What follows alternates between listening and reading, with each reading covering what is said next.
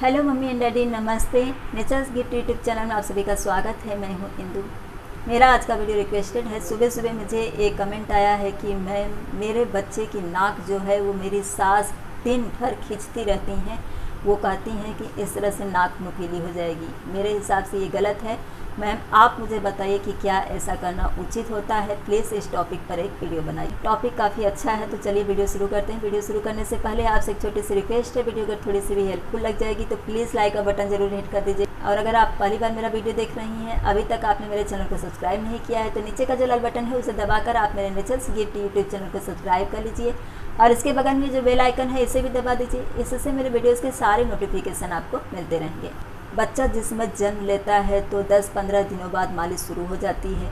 मालिश के जो बेनिफिट बताए गए हैं, पहले के समय से ही बड़े बुजुर्ग बच्चों की मालिश करते थे। अभी भी हमारे भारत देश में लगभग हर जगह पर बच्चों की मालिश की जाती है। और मालिश से वाकई में बहुत फ़ायदे होते हैं। बच्चे के जो बोन्स होते हैं, उनके जो मसल्स होते हैं, वो काफ़ी मजबूत होते हैं। और बच्चा जो खेल कर थका रहता है, उससे भी उन्हें काफ़ी रिलैक्स होता है। इसलिए मालिश करना बेहद ज़रूरी होता है। छोटे बच्चों को दिन में 2 बार मालिश की जाती है, एक बार सुबह में और एक बार शाम के समय। इससे एक फ़ायदा होता है कि बच्चा दिन भर खेल करके थका रहता है। जब हम उसके हाथ पैरों की मालिश कर देते हैं शाम के समय में, तो उसे नींद अच्छी आती है। तो बच्चों को मालिश से ये फ़ायदे होते ज़रूर हैं। अब बात आती है कि क्या बच्चे के शरीर के बनावट में मालिश से किसी तरह का फ़ायदा होता है। अगर बड़े बुज़ुर्गों की मानी जाए तो हाँ, होता है। क्योंकि बड़े बुज़ुर्ग ऐसा कहा करते थे। जैसे कि मैं अपना एग्जांपल आपको दे रही हूँ। मेरी मम्मी कहती थी कि मैंने तुम सब भाई बहनों के नाक नक्स जो हैं उसे मालिश करके अच्छी तरह से बनाया था, इसलिए तुम सब लोग ऐसे दिखते हो। मेरे बेटे के ऊपर उन्होंने कहा था, क्योंकि उसकी आँख में यहाँ पर थोड़ा सा इस तरह से, जिस समय वो बोर्न हुआ था तो थोड़ा ये जो है इस तरह से ये भाग ऐसा था। एक ही आँख में थोड़ा सा लास्ट में ये जो पॉइंट रहता है यहाँ पर थोड़ा सा ऐसा जुड़ा हुआ था। तो मेरी दी ने कहा कि इसे धीरे धीरे मालिश करते हुए रोज़ ऐसा ऐसा कर, तो ये जो जॉइंट है वो धीरे धीरे खुल जाएगा। और वाकई में वो खुल गया। कम से कम 5-6 महीने का रहा होगा मेरा बेटा, तब तक वो आसानी से ऐसे खुल गया, या फिर शायद 1.25 महीने में ही खुल गया था। तभी मेरी दी यहाँ पर थी। तो वो जो जॉइंट यहाँ पर थोड़ा सा ऐसे लास्ट में रह गया था, ज़रा सा ऐसे खाली, तो वो आसानी से खुल गया।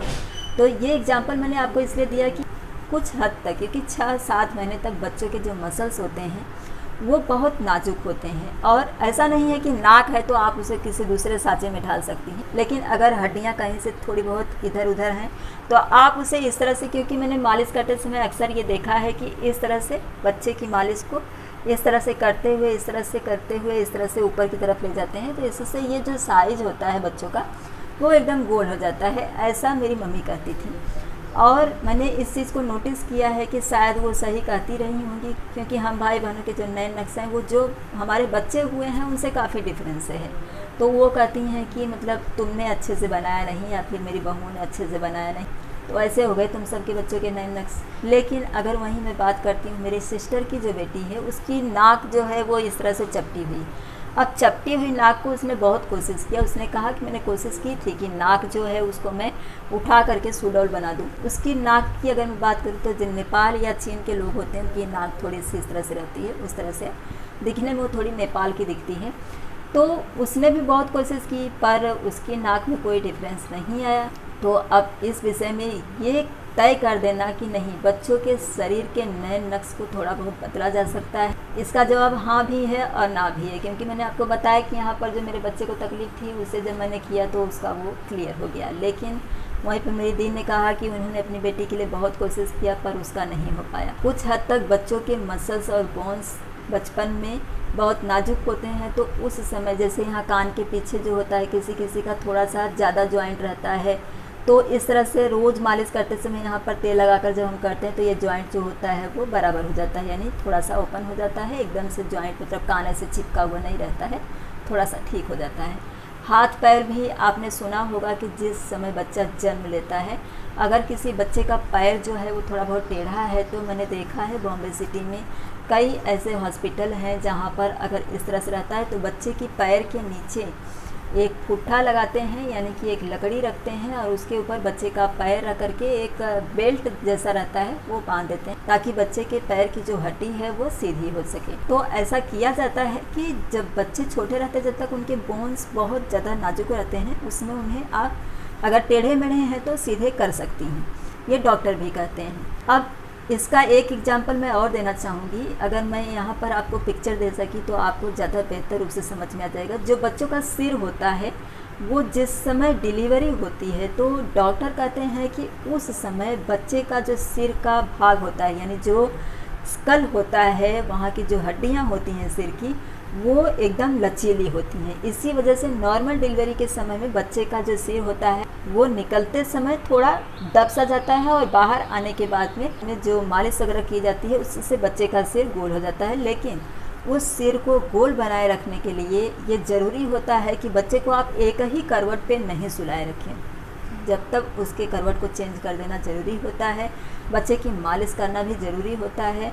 उसके सिर को आकार हमें देना होता है। अगर बच्चा एक ही साइड में सोया रहेगा तो उसका सिर एक तरफ से चपटा हो जाता है। लेकिन ये भी डॉक्टर कहते हैं, यहाँ पर मैं आपको उसकी रिपोर्ट देकर के समझाने की कोशिश कर रही हूँ कि वो डॉक्टर कहते हैं कि 1-2 साल का जब बच्चा हो जाता है, स्वयं बच्चा उठने बैठने सोने लगता है, तो उस समय ये जो सिर का स्कल यानी कि हड्डियाँ होती हैं वो अपने आप गोल बन जाती हैं।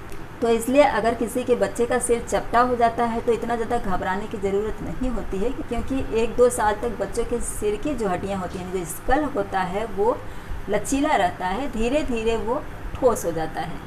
तो आप ये शुरू में ही यानी बच्चे के छोटेपन से ही आप उसके सिर पर अगर ध्यान देंगी तो वो गोल आकार में ज़रूर हो जाएगा। इसके लिए तरह तरह के तरीके बताए जाते हैं। पहले से ही डॉक्टर भी बताते हैं कि राई का तकिया लगाना होता है, बार बार करवट चेंज करना होता है, मालिश करनी होती है, थोड़ा सा ध्यान देने की ज़रूरत होती है, लेकिन हो जाता है। 2-3 साल तक बच्चे का सिर अगर चपटा हुआ है तो उसे गोल रूप में किया जा सकता है।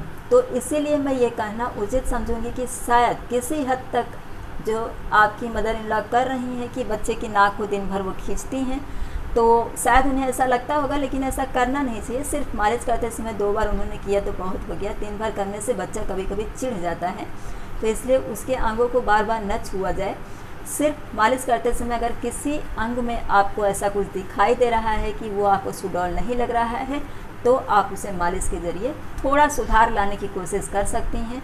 पर पूरी तरह से अब आप ये कहिए कि नहीं, किसी भी आकार को परिवर्तन किया जा सकता है, परिवर्तन पूरी तरह से नहीं किया जा सकता है। थोड़ा बहुत टेढ़ा मेढ़ा जो रहता है उससे लोग मालिश करके सुधारने की कोशिश करते हैं, क्योंकि बच्चे जब तक छोटे रहते हैं तब तक उनकी हड्डियाँ बहुत कोमल होती हैं और अगर थोड़ी बहुत इधर उधर भाग रही हैं तो उसे आप नियंत्रित कर सकती हैं।